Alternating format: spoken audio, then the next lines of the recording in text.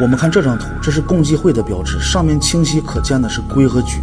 而墨家在最早的墨经中记载了这样一段话，说我们有了上天的意志，就好像制车轮有了圆规，木匠有了方尺，轮人和木匠拿着他们的规和尺来度量天下的方和圆。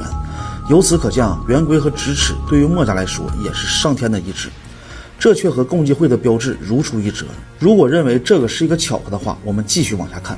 共济会开篇第1章说共济会起源的时间和建立，说共济会是由一群石匠所建立的。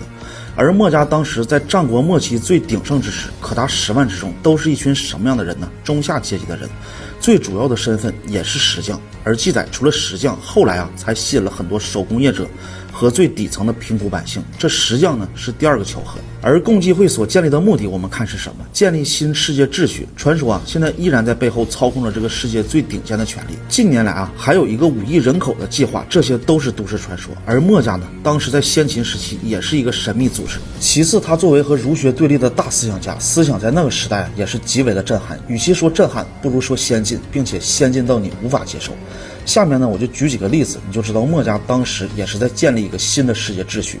首先，他10大思想，第一个就是兼爱。什么叫兼爱？不分阶级，不分身份，对谁都一样好，做到无私心。我们认为这不可能实现，因为人都是有私心的，永远做不到你的就是我的，我的就是你的。而墨子的兼爱就是仿佛在建立一个大同世界。多亏这句话还有后半段交相利。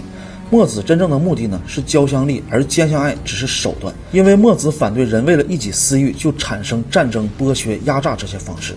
第2个呢，儒家提倡人要分等级，士农工商官民分等，男女分等，建立等级社会。这个我们都知道，后来的历史儒家得逞了。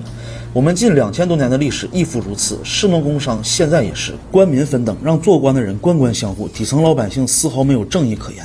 男尊女卑，女性的地位极其低下，裹脚这种陋习都存在1000多年。敢问这种裕民术有什么能够快速发展的呢？而墨子主张人人平等，君子犯法与庶民同罪。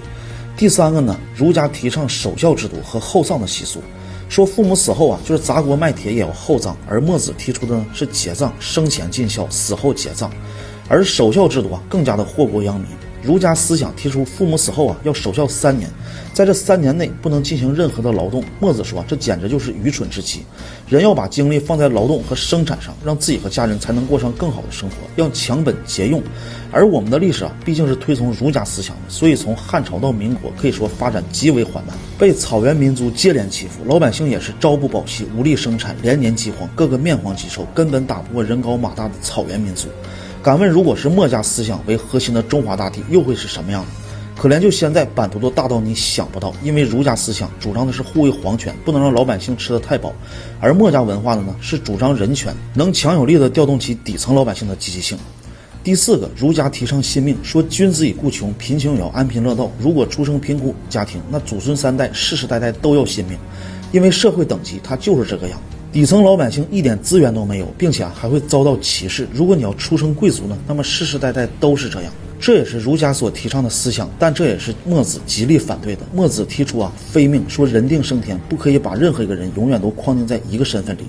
说完这4点呢，大家或许就懂了是什么文化在荼毒我们，也应该懂了为什么皇权推崇儒家不推崇墨家。所以墨子在2000多年前那个先秦的蛮荒时代，他就能提出这么超凡先进的思想，难道他不是在建立新的世界秩序吗？如果墨家文化代替儒家文化，首先我们的科技会领先2000多年，我们在世界上的地位也是绝对碾压第2的存在，我们的版图大到你绝对想不到。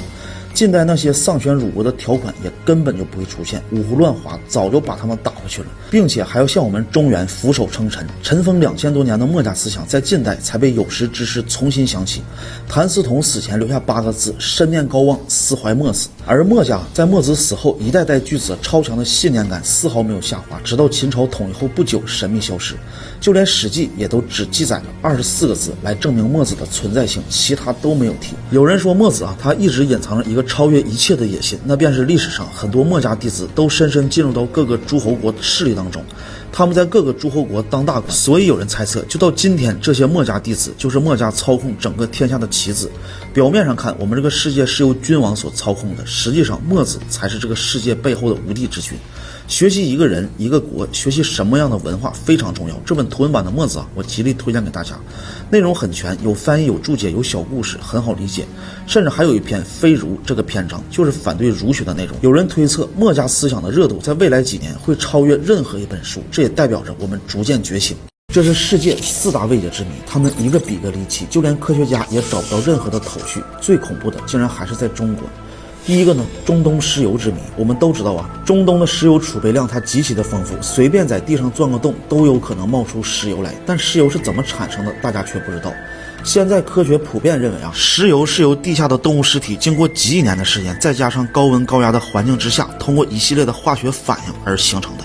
中东的石油如此的丰富，那就意味着中东地区在几亿年前出现了巨量的动物尸体。但以地球上正常生物密度来看啊，光靠中东本地的动物绝对形成不了储量如此巨大的石油。因此啊，科学家推测，在几亿年前，中东还是一片汪洋大海，这里就出现了一个直径数千米的巨大漩涡，把方圆几千公里的动物尸体全部卷到这里，所以才形成了几亿年后形成了巨量的石油储量。但这也仅仅是科学家的推测，这个漩涡到底存不存在，它究竟是如何形成的，到现在啊还是个未解之谜。第二个，楼兰古国消失之谜。2000多年前，丝绸之路上有一个极其繁盛的文明古国，虽然位于大漠的深处，但这里呢却绿树成荫，流水环绕，自然风景一点都不比江南差。因为啊它地处交通要塞，所以各国的使者商队都会聚集在这里，非常的热闹。然而在公元630年，楼兰古国却神秘的消失了。后来有探险家发现了楼兰古国的遗址，这里面的佛塔、宫殿、城墙、街道都保存得非常完好，仿佛还能看到1000年前的繁荣景象，但就是找不到古人留下的任何痕迹，就好像里面所有的人都凭空消失了一样。直到今天，科学家依然没有揭开楼兰古国消失的真相。第三个，狮身人面像之谜。首先啊，它这个造型就非常的奇怪，它是狮子的身子加上人类的脑袋。按常理说啊，古人不会无缘无故雕刻一个造型如此奇怪的巨型雕像，而且人类根本想象不出来没有见过的东西。于是就有人猜测啊，在几千年前是不是真的存在着一种狮身人面的怪物？而且狮身人面像它并不是一个实心的雕像，在它的后面还有一个小门，能够进入到狮身人面像的内部。但当地的政府啊，一直将此列为禁区，几百年来严禁任何的人靠近。狮身人面像里面到底隐藏着什么秘密？为什么会被列为禁区？目前还没有一个明确的解释。最后一个，马王堆汉墓。1971年，马王堆汉墓出土的帛书中啊，有一本《道德经》，竟然和我们今天所看到的《道德经》有很大的不同。《道德经》一共5000字，81个章节，竟然被篡改了700多处。我们读了数千年的传世宝藏《道德经》，居然是假的。而马王堆出土的却是得道经，德在前，道在后，德是人的修为，道是自然的规律。虽然是顺序不同，但意思呢却天差地别。德在前是更注重人的修为，其次要符合天道自然的规律，而道在前更是注重天道和规律，其次是人的修为。说白了，一个是主动，一个是被动。而被篡改的内容啊是更加的惊奇，比如《道德经》中说大器晚成，而马王堆出土的帛书上写着大器免成。原来老子的意愿、坚持、福报、大器晚成这种心灵鸡汤是完全不一样。我们的书中还写着曲则全，枉则直，而帛书上写的曲则进，枉则定。原来老子啊，他不是想让我们委曲求全，而是想让我们勇敢的面对。想让我们委曲求全的是篡改《道德经》的统治者。我们的书上还写着与善人，言善信，而马王堆出土的帛书上写着与善信。我们无论是读老子还是庄子的道，我们都会发现他们最烦的就是仁义。庄子说仁义都是鬼话，是把圣人的故意大道掩盖之后拿出来编造人的东西。而奇怪的是呢，为什么在道德经上又说与善人，言善信呢？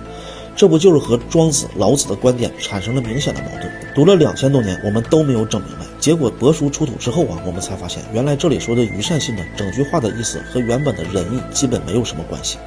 再比如我们的书上写上善若水，水利万物而不争，而帛书上写上善治水，水利万物而有敬。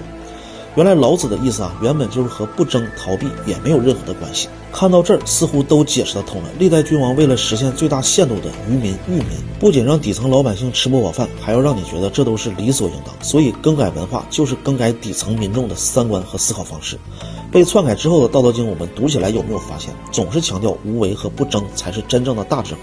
贫穷的第一时间不是想着翻身和努力，而是让你觉得这就是一种天道。但是马王堆汉墓的出土让真实的道家文化重现于世，专家决定必须公开出版，但是名字还要叫《道德经》，但内容啊都是马王堆汉墓出土的帛书原文。这里大家可以放心，它每页都是和传世版《道德经》做的对比，印刷质量都非常好，值得收藏，我就放在购物车里了。